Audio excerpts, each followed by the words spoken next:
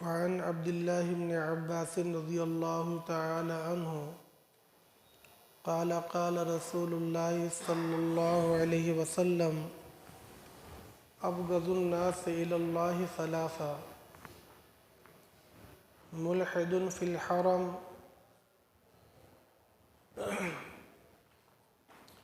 ومبتغ في الإسلام سنة الجاهلية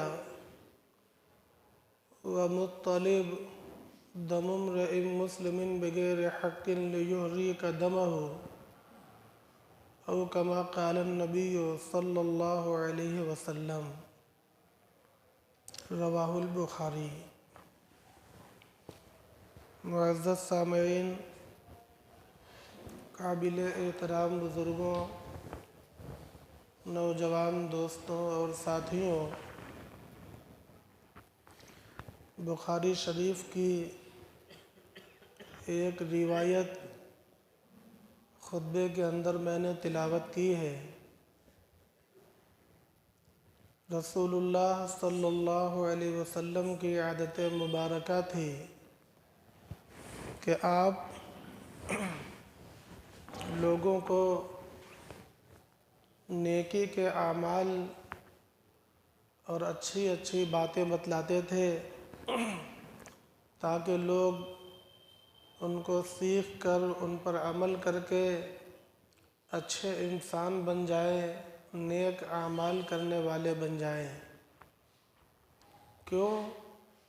وہ اس لیے کہ یہ دنیا دارالجزا ہے، یہ دنیا دارالاعمال ہے، اور آخرت کی زندگی وہ دارالجزا ہے۔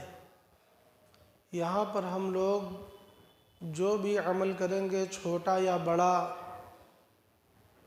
اچھا یا برا، ہر ایک کا حساب ہونے والا ہے اور اس کے مطابق بدلہ ملنے والا ہے۔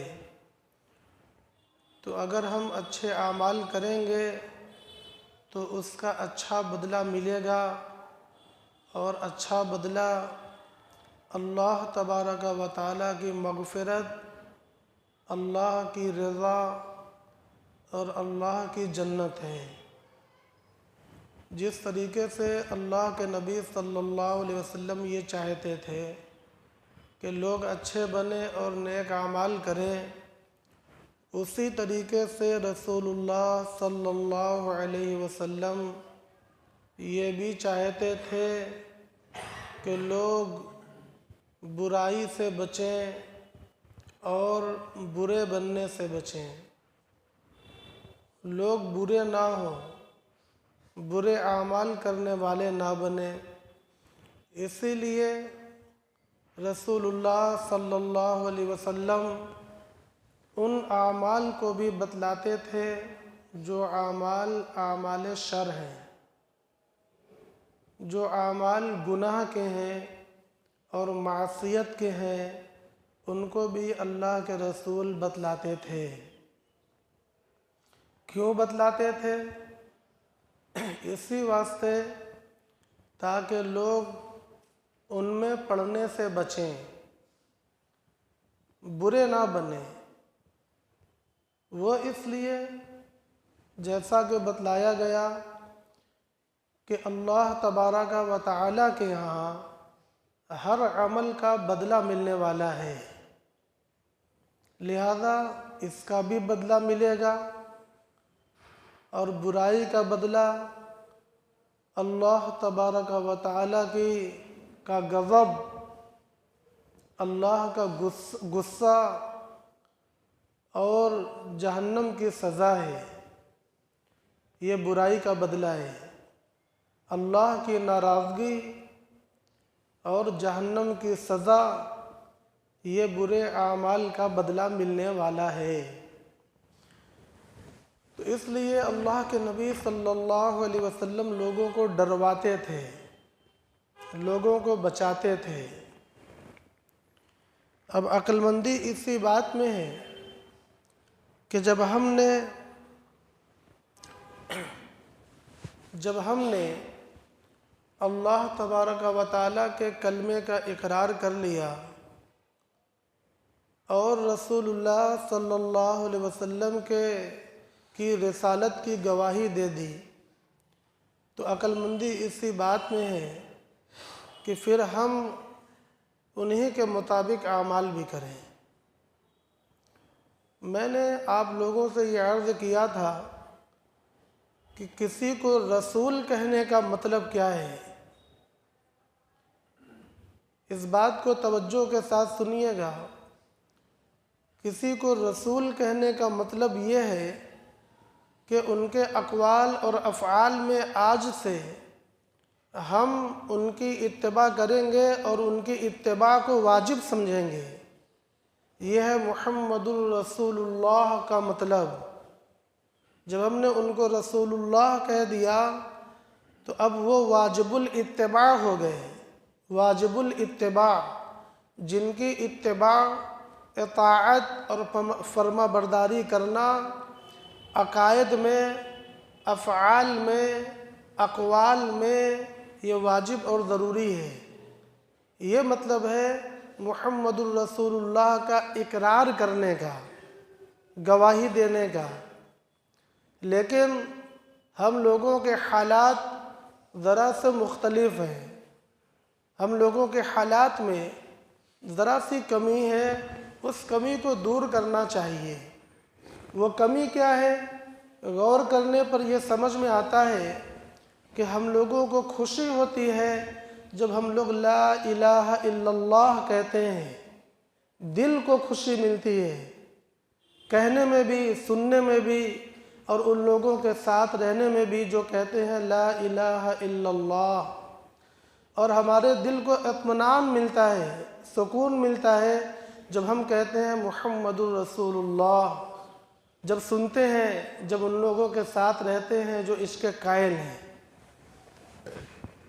تو کہنے میں اور سننے میں ہمیں اچھا لگتا ہے، سکون ملتا ہے، مگر کمی اس جگہ پر پائی جاتی ہے کہ جب اس کے مطابق عمل کرنے کی بات کہی جاتی ہے تو پھر عمل کرنے میں ہماری طبیعتیں پیچھے بھاگتی ہیں، منہ موڑتی ہیں، پھر طبیعت آمادہ نہیں ہوتی، اور ایسا لگتا ہے کہ جی رسول اللہ صلی اللہ علیہ وسلم کی سنت اگر یہ ہے تو ان پر کیسے عمل ہوگا، نہیں سمجھ میں آتا ہے، اور اس کے لیے بہت سی تعویلیں اور بہت سے حیلے اور بہانے تراشے جاتے ہیں۔ کبھی سماج کا بہانہ کہ سماج کیا کہے گا، چار لوگ کیا کہیں گے، اس لیے ہمارا نفس جیسے کہتا ہے اور جو طریقہ ہم لوگ جانتے ہیں، دیکھ رہے ہیں، اسی طریقے پر کام کو انجام دیں گے۔ یہ تعویلیں ہیں، یہ حیلے اور بہانے ہیں، اور میں نے آپ لوگوں کو یہ بھی سکھلایا ہے کہ اسلام میں کوئی تعویل اور کوئی حیلے بہانے چلنے والے نہیں ہیں۔ ہم کن کو سمجھا رہے ہیں؟ ظاہر سی بات ہے کہ صرف اپنے آپ کو سمجھا رہے ہیں، اللہ کو نہیں سمجھا سکتے۔ ہماری وہ اوقات نہیں ہے، ہماری وہ حیثیت نہیں ہے۔ ہم کس کو بدل سکتے ہیں؟ ہم اپنی ہدایت کو گمراہی میں بدل سکتے ہیں، ہم اپنی اچھائی کو برائی میں بدل سکتے ہیں، لیکن ہم خود چاہیں کہ کسی چیز کو اچھا پیدا کر دے، وہ نہیں کر سکتے۔ اچھائی اور برائی اللہ نے پیدا کر دی ہے۔ ہم ہمارے نفس کے ذریعے پیدا کیے گئے اعمال اچھے کہلائے، یہ بالکل غلط بات ہے۔ تو میں جس نقطے پر آپ کو بتلانے لگا ہوں وہ یہ ہے کہ دیکھو، ہمیں لا الہ الا اللہ کہتے ہوئے اور سنتے ہوئے، محمد الرسول اللہ کہتے ہوئے اور سنتے ہوئے خوشی ہوتی ہے، اطمینان ملتا ہے، طاقت اور مضبوطی ملتی ہے، لیکن جب اسی کے مطابق عمل کرنے کی بات کہی جاتی ہے تو پھر نفس اور شیطان ہم کو سمجھاتا ہے، ہمیں تعویلیں بتلاتا ہے، حیلے اور بہانے، عذر اور مجبوریاں دکھلاتا ہے کہ کیسے ہوگا، کام نہیں ہو پائے گا، بے عزتی ہو جائے گی۔ یہ سارے حیلے اور بہانے ہیں۔ بہت لمبی اس کے اندر بحثیں ہیں، مختصراً میں یہ بتلانا چاہتا ہوں کہ جب ہم نے محمد الرسول اللہ کہا تو اس کا معنی یہ ہوا کہ رسول اللہ صلی اللہ علیہ وسلم کا جو بھی طریقہ ہمارے سامنے آئے گا ہم اس کو واجب الاتباع بھی سمجھیں گے اور اسی کے مطابق عمل بھی کریں گے۔ یہ محمد الرسول اللہ کا مطلب صلی اللہ علیہ وسلم۔ اب سنیے، میں نے آپ حضرات کے سامنے بخاری شریف کی ایک روایت پڑھی ہے، اب اس روایت کا ترجمہ کر رہا ہوں۔ ترجمے کے پہلے یہ تمہیدیں میں نے بتلائی ہیں تاکہ حدیث شریف کا مفہوم سمجھنا آسان ہو جائے۔ حضرت عبداللہ بن عباس رضی اللہ تعالی عنہ فرماتے ہیں کہ رسول اللہ صلی اللہ علیہ وسلم نے ارشاد فرمایا، یہی بات بہت بڑی ہے جب کوئی کہتا ہے کہ رسول اللہ صلی اللہ علیہ وسلم نے ارشاد فرمایا، یہ بات بہت بڑی ہے۔ اب بالکل کان متوجہ ہو جانا چاہیے، دل و دماغ حاضر ہو جانا چاہیے، اور جو ہم لوگوں کو بھولنے کی بیماری ہے وہ بھی دفع ہو جانا چاہیے، کیونکہ کون فرما رہا ہے؟ رسول اللہ صلی اللہ علیہ وسلم، محسن انسانیت، رائے ہدایت کے علم بردار، اور جن کے بارے میں اللہ نے یہ کہا کہ وَمَن يُطِعِ الرَّسُولَ فَقَدْ أَطَاعَ اللَّهَ، جس نے رسول کی پیروی کی اس نے اللہ کی پیروی کی، جس نے رسول کے حکم کو مانا اس نے اللہ کے حکم کو مانا، اور اس کے الٹا بھی ہے، جس نے رسول کی نافرمانی کی اس نے اللہ کی نافرمانی کی۔ حدیث شریف کے الفاظ مجھے یاد ہیں، وَمَنْ عَصَانِي فَقَدْ عَصَى اللَّهَ، جس نے میری نافرمانی کی اس نے اللہ کی نافرمانی کی۔ تو رسول اللہ صلی اللہ علیہ وسلم کی وہ ذات گرامی ہے۔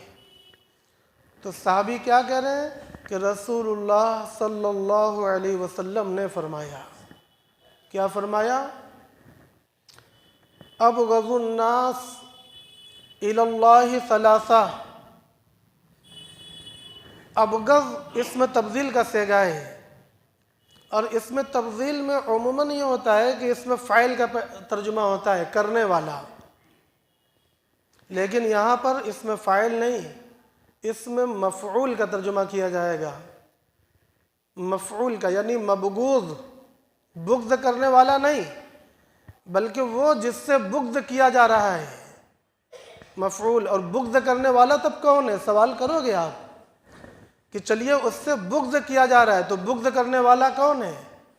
یہاں پر بغض کرنے والا اللہ ہے۔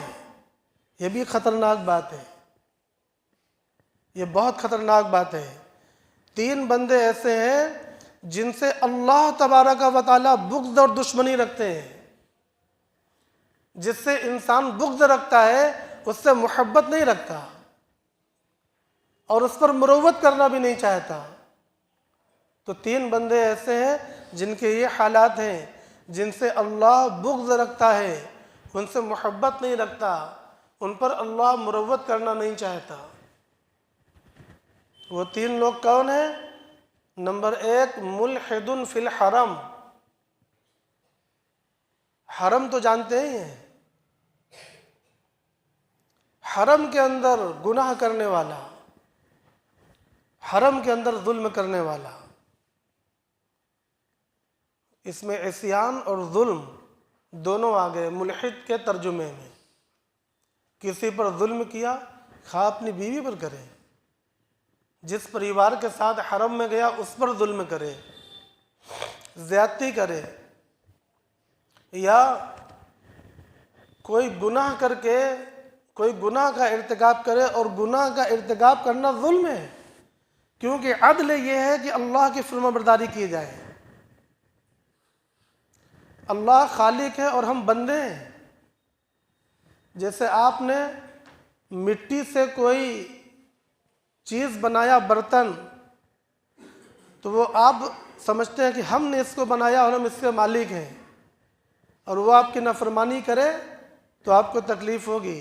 آپ کی اولاد جن کو آپ نے بنایا نہیں ہے آپ کی نافرمانی کرے تو آپ کو بہت شکایت پیدا ہوتی ہے۔ تو اللہ جس نے ہمارے ذرے ذرے کو بنایا ہے، جس نے ہمارے اندر روح ڈالی ہے، اور ہماری بقا کے لیے اللہ نے پوری دنیا، پوری کائنات کو پیدا کیا ہے، اس اللہ کے ساتھ عدل و انصاف کا تقاضا کیا ہے کہ ہم بندگی میں اپنے سر کو ڈالے رہیں، ایک ذرہ اس کی نافرمانی ہم سے ہونے نہ پائے۔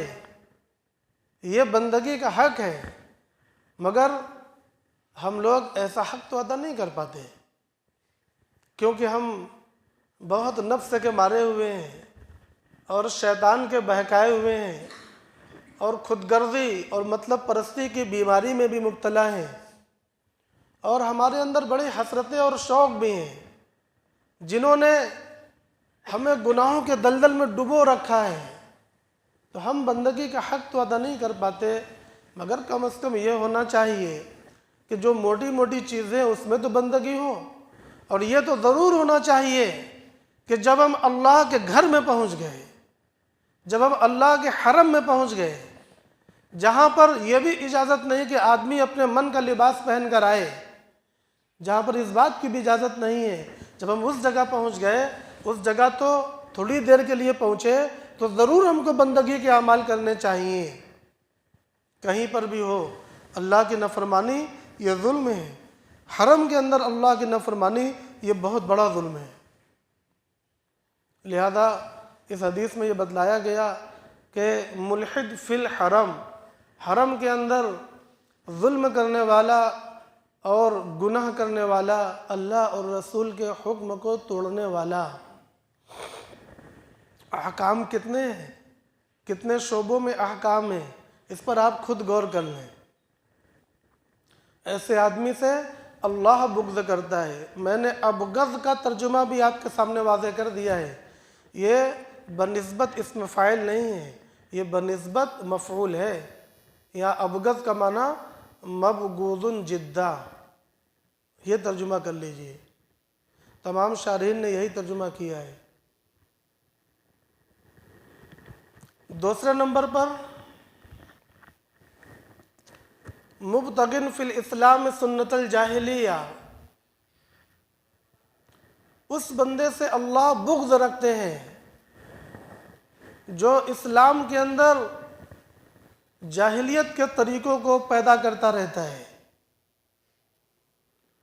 بہت سے طریقے ہیں جن کو رسول اللہ صلی اللہ علیہ وسلم نے جاہلیت کا طریقہ قرار دیا ہے اور ان کو مٹا دیا ہے، ان کی جگہ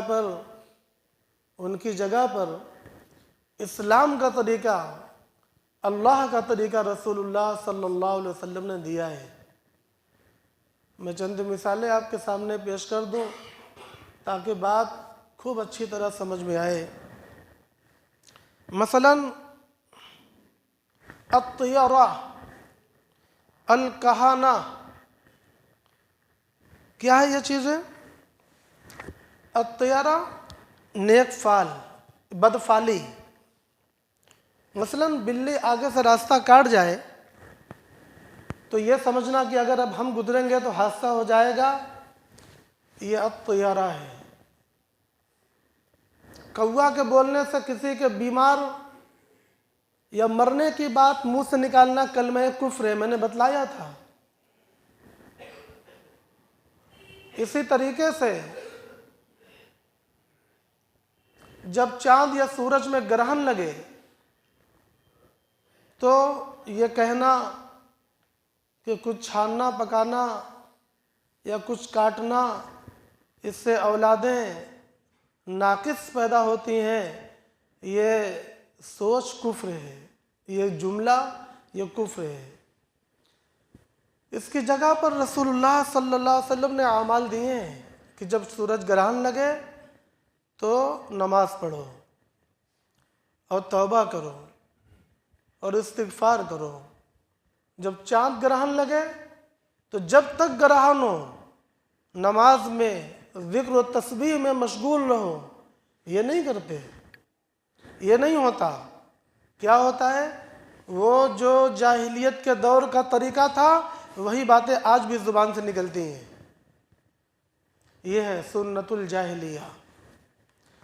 اسی طریقے سے طلاق کے اندر، جاہلیت کے اندر ایک طریقہ تھا کہ بات بے بات پر لوگ طلاق دیتے تھے اور ایک ساتھ طلاق دیتے تھے، ایک بار میں طلاق دیتے تھے۔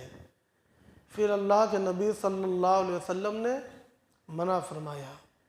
اللہ تبارک و تعالیٰ نے قرآن مجید میں آیت نازل فرمائی، صحابہ کرام باز آ گئے، اپنی اصلاح کر لی۔ بہت زمانے تک مسلمانوں نے اب اصلاح پر عمل کیا، لیکن ہم اپنے دور میں دیکھتے ہیں کہ اسلام کی رمق، اسلام کی روح، اسلام کی تعلیمات ہماری عملی زندگیوں سے بہت کچھ نکل چکی ہیں، بہت کم ہے۔ ہمیں بہت محنت کی ضرورت ہے۔ حکومت نے جب ڈنڈا ٹائٹ کیا ہے تو کچھ لوگوں کے اندر بیداری پیدا ہوئی ہے۔ نکاح کے اندر، شادیوں کے اندر اسی طرح کے حالات دکھتے ہیں۔ نام و نمود، دکھاوا، اسراف، مقابلہ، عزت اور شہرت کی طلب، اور جس کے گھر شادی ہو اس دن ایسا لگتا ہے کہ ان لوگوں کے اوپر نماز آج فرض نہیں ہوئی۔ خوب سفید سفید پہنے ہیں، مگر صاحب مہمانوں کی آمد ہے تو نماز کیوں پڑھیں گے؟ ہمیں مہمانوں کی خدمت کرنا ہے۔ تو یہ تعویل کرتے ہوئے، بہانہ تلاش کرتے ہوئے کہ بھئی مہمانداری کہاں سے منائے، 4 طرح کا کھانا کہاں سے منائے، یا چلو ایک ہی طرح کا کھانا ہے تو ہم جتنے چاہے مہمان کو بلائیں، کہاں سے منائے۔ یہ ساری باتیں یہ ہمارے اس گندے نفس کی تعویلات ہیں، یہ شیطان کے وسوسے ہیں جو ہمیں سکھلاتا رہتا ہے، ہمارے دماغ میں پیدا کرتا ہے۔ اللہ کے نبی صلی اللہ علیہ وسلم نے اس پر بھی ہمیں تعلیم دی ہے کہ شیطان کیا کرتا ہے کہ تمہارے دل میں خیالات پیدا کرتا رہے گا کہ بتلاؤ یہ اتنا بڑا پہاڑ ہے، کس نے پیدا کیا؟ پھر تمہارے اندر سے ہی آواز آئے گی رب کا، یا ربی، میرے رب نے پیدا کیا۔ اچھا اتنا بڑا سمندر کس نے پیدا کیا؟ خلقہ ربی، میرے رب نے پیدا کیا۔ یہ ہوائیں، یہ فضائیں، یہ کائنات کس نے پیدا کیا؟ جواب آئے گا میرے رب نے پیدا کیا۔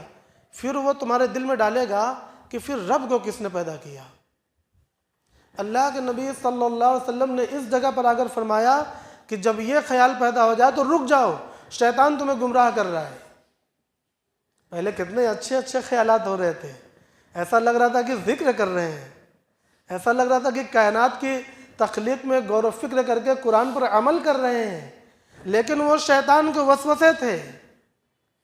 شیطان ان راستوں سے ہمیں لے جا کر صراط مستقیم سے صراط ضلالت میں گرا دینا چاہتا تھا، لیکن لیبل کیا تھا؟ کس نے پیدا کیا؟ رب نے۔ اسی طریقے سے دین کے نام پر دین میں بگاڑ پیدا کیا جاتا ہے، دین کے نام پر دین میں بگاڑ پیدا کیا جاتا ہے، لہذا ولیمے کی سنت کے نام پر دین میں بگاڑ پیدا کیا جاتا ہے۔ اسراف ہے، سراسر اسراف ہے۔ لون کو بک کرنا یہ بھی اسراف ہے، اس کی سجاوٹیں یہ بھی اسراف ہے، ایک ساتھ اتنے مہمانوں کو بلانا یہ بھی اسراف ہے۔ آپ سمجھتے ہیں کہ بہت بڑے ہم مہمان نواز ہیں، کبھی مسافروں کو تو گھر میں بلا کر نہیں کھلاتے، کبھی یتیموں کو تو گھر میں بلا کر نہیں کھلاتے دیکھا گیا، کبھی راستے میں چلتے ہوئے میلے کچلے غریبوں کو بلا کر تو کھلاتے ہوئے نہیں دیکھا گیا، کبھی بھوکوں کو، مجبوروں کو بلا کر اپنے ساتھ اپنی پلیٹ میں کھلاتے ہوئے تو نہیں دیکھا گیا۔ آپ کہتے ہیں ہم بہت بڑے مہمان نواز ہیں، ہم کو مہمانداری کرنے دیجئے، جو 8 لاکھ 10 لاکھ خرچ ہوگا ہم خوشی خوشی تیار ہیں۔ آپ کا نفس آپ کو دھوکہ دے رہا ہے۔ آپ عزت کے طلبگار ہیں، شہرت چاہیے، یہ بتانا ہے کہ ہم بھی بہت مضبوط ہیں، ہم بھی لاکھوں خرچ کر سکتے ہیں، ہمارے پاس بھی طاقت ہے، یہ دکھلانا اور بتلانا مقصود ہوتا ہے، اس کے سوا کچھ بھی مقصود نہیں ہوتا۔ اللہ کی رضا ہرگز اس میں مقصود نہیں ہے۔ اور اگر آپ کو لگتا ہے کہ اس کو مقصود ہے تو میں پھر بتلاتا ہوں، شیطان کا دھوکہ ہے۔ نفس بیمار ہے اس لیے ایسا دکھ رہا ہے، جیسے بیمار آدمی کو کوئی دھندلا دکھتا ہے، زید کی جگہ عمر اور عمر کی جگہ بکر دکھ جاتا ہے، اسی طریقے سے ہمارا نفس بیمار ہے۔ ہم کو وہ ضلالت سنت سمجھ میں آتی ہے، وہ بدعت، وہ خراب چیزیں عمل صالحات سمجھ میں آتے ہیں۔ محترم بھائیوں اور دوستوں، مبتغن فی الاسلام سنت الجاہلیہ، اسلام کے اندر جاہلی طریقوں کو تلاش کرنا، ڈھونڈنا، پیدا کرنا، وہ صرف شادی میں نہیں ہے۔ میں تو شادی کی مثال میں نے دیا ہے، تجارت میں بھی ہے۔ جاہلیت میں سود بہت تھا، آج ہم لوگ حیلے بہانے کر کے سود کے راستے پیدا کر لیتے ہیں اور یہ سمجھتے ہیں کہ ہمارے کاروبار کے لیے بہت ضروری ہے، ہمارے پاس کام رہے گا تو ہم سینکڑوں لوگوں کو کاروبار دیں گے، اور بھی بہت سی چیزیں۔ اسی طرح مرنی میں بھی جاہلیت کی کہ کچھ طریقے تھے، مثلا آواز سے رونا، سینہ پیٹ کر رونا، بالوں پر مٹی ڈال لینا اور 3 دن سے زیادہ غم اور سوگ منانا، یہ ساری سنت الجاہلیہ ہے۔ رسول اللہ صلی اللہ علیہ وسلم نے نام بنام ان چیزوں کو منع فرمایا ہے، حرام قرار فرمایا ہے اور صاف لفظ میں فرمایا ہے کہ یہ سنت الجاہلیہ ہے۔ اب جو جاہلی طریقوں کو اسلام کے آنے کے بعد زندہ کرے گا تو وہ اللہ تبارک و تعالی اس سے بغض رکھے گا۔ اور تیسری چیز، وَمُطَّلِبْ دَمُ امْرِئٍ مُسْلِمٍ بِغَيْرِ حَقٍّ لِيُحْرِقَ دَمَهُ، تیسری چیز کسی مسلمان کو پھنسانا، کتنا پھنسانا کہ اس کو ہم سزائے موت دلوا دیں، اس طریقے سے پھنسا کر اس کو قتل کروا دینا۔ پہلے زیادہ ہوتا تھا، آج بھی ہوتا ہے، لوگ پھانس دیتے ہیں کسی کو تاکہ اس کو جیل ہو جائے، تاکہ اس کا مال لٹ جائے اور تاکہ اس کی زندگی برباد ہو جائے۔ تو جو کسی کو پھنسانے کے لیے اس طرح کی حرکت کرے گا تو اس کے لیے فرمایا وَمُطَّلِبْ دَمُ امْرِئٍ مُسْلِمٍ، کسی مسلمان آدمی کے خون کو بہوانے کے لیے ناحق، بغیر حق، ناحق کوشش اور محنت میں لگنا، اس کے لیے راستے بنانا، محنت کرنا، یہ اللہ تبارک و تعالیٰ نے حرام قرار دیا ہے۔ اور رسول اللہ صلی اللہ علیہ وسلم نے یہ فرمایا کہ اگر کوئی ایسا کرتا ہے تو وہ اللہ کا بہت مبغوض ہے، اللہ اس سے بہت بغض رکھے گا۔ ہم لوگوں کے لیے اللہ کے نبی صلی اللہ علیہ وسلم نے یہ فرمایا المسلم من سلم المسلمون من لسانہ و یدہ، مسلمان تو وہ ہے کہ جس کے ہاتھ سے اور اس کی زبان سے مسلمان محفوظ رہے۔ یہ ہے مومن، یہ ہے کامل ایمان، اور یہ ہے مکمل مسلمان کہ جس کے ہاتھ اور زبان سے کسی کو کوئی ضرر نہ پہنچے۔ فرمایا خیر الناس من ینفع الناس، تم میں سب سے بہتر آدمی وہ ہے جو لوگوں کو نفع پہنچائے، تو سب سے برا کون ہوگا؟ جو لوگوں کو نقصان پہنچائے۔ محترم بھائی اور دوستوں، آخری بات یہ ہے کہ رسول اللہ صلی اللہ علیہ وسلم نے ارشاد فرمایا کل امتی یدخلون الجنہ الا من ابا، میری پوری امت جنت میں جائے گی مگر جو خود سے انکار کر دے، جو خود سے انکار کر دے۔ یہاں پر دو وضاحت ضروری ہے۔ ایک وضاحت کی امت سے مراد کیا ہے؟ امت کی 2 قسمیں ہیں، امت اجابہ اور امت دعوت۔ امت دعوت یعنی کفار، وہ ایسی امت ہے جن کو ابھی دعوت دینا ہے اور برابر دعوت دی جاتی ہے۔ تو اگر امت سے وہ مراد ہیں دوسری قسم، تو انہوں نے اپنے اختیار سے انکار کر رکھا ہے، نہیں مانتے تو جنت میں جانے سے انکار اپنے آپ انہوں نے کر رکھا ہے۔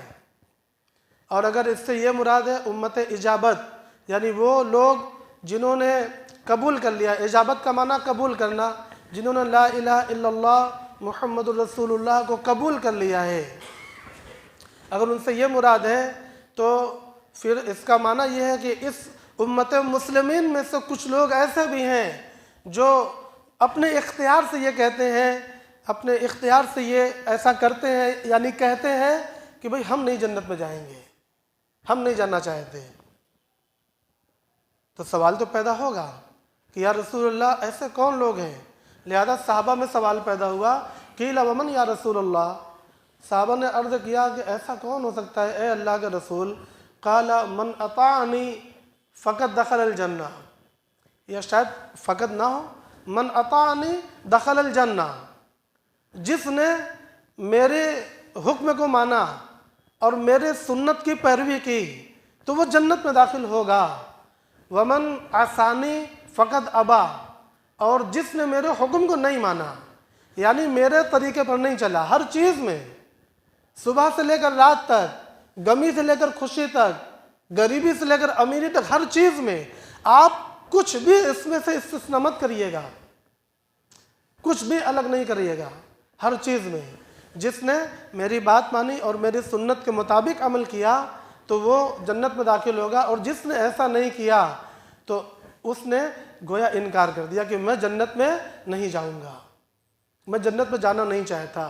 اللہ تبارک و تعالی ہم سب لوگوں کو محفوظ رکھے، ہم سب جنت میں جانا چاہتے ہیں، لہذا اللہ سے دعا کریں کہ اللہ ہمیں دین کی صحیح سوجھ بوجھ عطا فرما دے اور اللہ اور رسول کا فرما بردار بنا دے، اور ہم لوگوں کو جہنم کے دردناک عذاب سے بچا لے اور اللہ کے غضب سے بچا لے۔ اللہ تعالیٰ پوری امت میں ہدایت کی ہوا کو عام کر دے، اللہ تعالیٰ ہر ایک مسلمان کی مغفرت کر دے اور جنتی بنا دے۔ وآخر دعوانا الحمدللہ رب العالمین۔